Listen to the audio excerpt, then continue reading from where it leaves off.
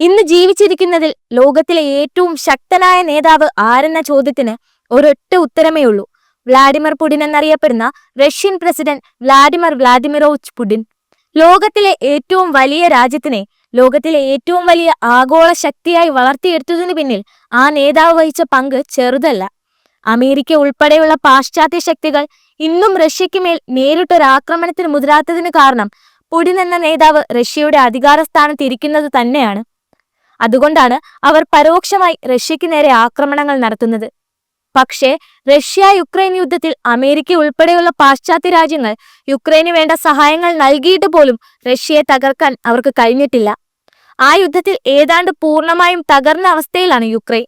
ലോകരാഷ്ട്രങ്ങൾ ആവർത്തിച്ചു പറഞ്ഞിട്ടും യുക്രൈനെ വെറുതെ വിടാൻ പുടിൻ തയ്യാറാകുന്നില്ല. ആരാണ് ഈ പുടിൻ? അയാൾ എങ്ങനെയാണ് ലോകത്തിലെ ഏറ്റവും ശക്തനായ നേതാവാകുന്നത്? പുടിന് മുൻപുണ്ടായിരുന്ന റഷ്യയുടെ ചരിത്രവും പുടിൻ അധികാരത്തിലെത്തിയതിനു ശേഷമുള്ള റഷ്യയുടെ വർത്തമാനവും മനസ്സിലാക്കാൻ കഴിഞ്ഞാൽ പുടിൻ എങ്ങനെ ലോകത്തിലെ ഏറ്റവും ശക്തനായ നേതാവായി മാറി എന്നത് വ്യക്തമാകും. വ്ളാഡിമിർ പുടിൻ അധികാരത്തിലെത്തും മുൻപ് റഷ്യയ്ക്കൊരു നേതാവ് ഉണ്ടായിരുന്നു. ആ നേതാവിന് കീഴിൽ റഷ്യയ്ക്കൊരു കഴിഞ്ഞ കാലമുണ്ടായിരുന്നു. 1991 മുതൽ 1999 വരെ റഷ്യയുടെ നേതൃസ്ഥാനത്തിരുന്ന നേതാവ്. 1999 ഡിസംബർ 31 അദ്ദേഹം റഷ്യയുടെ അധികാരസ്ഥാനത്ത് നിന്നും രാജിവെക്കുകയായിരുന്നു. അതിനുശേഷമാണ് റഷ്യയുടെ അധികാരസ്ഥാനത്തേക്ക് വ്ളാഡിമിർ പുടിൻ എന്ന നേതാവ് കടന്നു വരുന്നത്. പക്ഷേ ഇന്ന് നാം കാണുന്ന സാമ്പത്തികമായും സൈനികമായും അങ്ങനെ എല്ലാ തരത്തിലും മുന്നിൽ നിൽക്കുന്ന ഒരു റഷ്യ ആയിരുന്നില്ല പുടിന്റെ കൈകളിലേക്ക് ലഭിച്ചത്. ബോറിസ് യെൽസിൻ എന്ന നേതാവിന്റെ കെടുകാര്യസ്ഥതയിൽ തലപൊക്കിയ അഴിമതിയിൽ തകർന്നടിഞ്ഞുകൊണ്ടിരിക്കുന്ന റഷ്യയുടെ അധികാരമാണ് പുടിന്റെ കൈകളിലേക്ക് ലഭിക്കുന്നത്. ആ തകർച്ചയിൽ നിന്നും ആ രാജ്യത്തെ ഉയർത്തിക്കൊണ്ടുവരാൻ പുടിൻ നടത്തിയ പരിശ്രമമാണ് റഷ്യയെ ഇന്നൊരു ആഗോള ശക്തിയായി ആണവ ശേഖരങ്ങളുടെ കേന്ദ്രമാക്കി മാറ്റിയത്. പാശ്ചാത്യ രാജ്യങ്ങളുടെ ആക്രമണങ്ങളിൽ നിന്നും രാജ്യത്തെ ജനങ്ങളുടെ ജീവനും സ്വത്തിനും കടുത്ത സുരക്ഷ നൽകിയ നേതാവാണ് വ്ളാഡിമിർ പുടിൻ. അമിതമായ മദ്യപാനമായിരുന്നു ബോറിസ് യെൽസിൻ എന്ന നേതാവിന്റെ പരാജയത്തിന് കാരണം.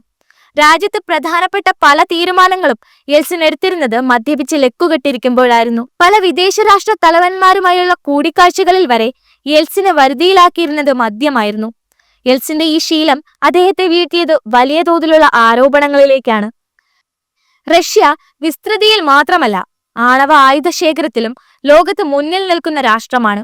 അത്തരമൊരു രാഷ്ട്രത്തിന്റെ നേതൃസ്ഥാനം വഹിക്കുന്ന ഒരു നേതാവിൽ നിന്നും ജനങ്ങൾ ഒരിക്കലും ആഗ്രഹിക്കുന്ന ഭരണ മുന്നേറ്റമായിരുന്നില്ല യെൽസിനിൽ നിന്നും ഉണ്ടായത്.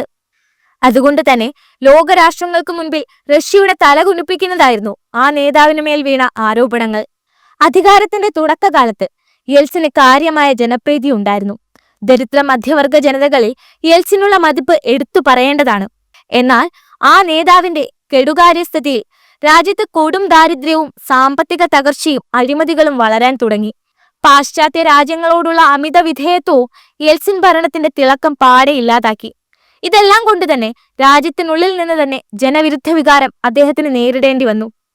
തന്റെ 8 വർഷത്തെ ഭരണത്തിൽ അതിനപ്പുറം മറ്റൊന്നും നേടിയിട്ടില്ലെന്നുള്ള ബോധമുണ്ടായിരുന്നതുകൊണ്ടും ഇനിയും നേതാവായി തുടർന്നാൽ അത് കൂടുതൽ അപകടങ്ങളിലേക്കും വിദ്വേഷങ്ങളിലേക്കും കടന്നു പോകുമെന്ന ബോധ്യമുണ്ടായിരുന്നത് കൊണ്ടുമാകാം അദ്ദേഹം 1999 ഡിസംബർ 30 രാജിവെക്കുന്നത്.